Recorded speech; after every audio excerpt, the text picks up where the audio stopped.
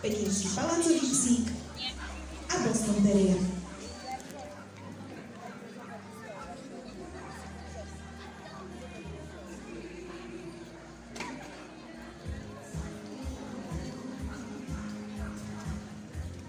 Tibetský teriér, mops, Cavalier King Charles španiel, francúzsky bichon, pekingský palácový psík, to je petica jedinca, ktorých si pán Rožica vyberá.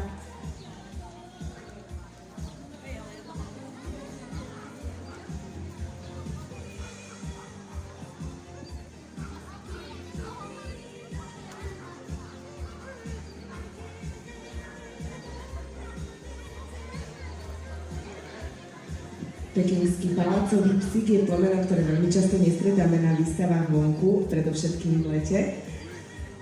V tejto chvíli je to francúzsky bichon, ktorý bojuje o priazeň. Strieda ho Cavalier King Charles španiel.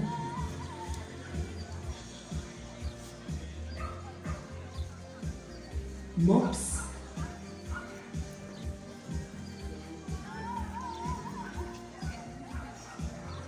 Posledným z ušieho výberu, ktorý ešte nebol v individuálnom pohybe, je tibetský teriér.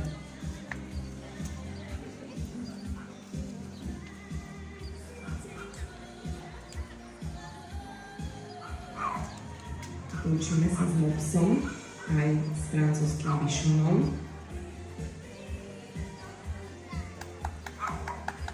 Tretie miesto Pekines.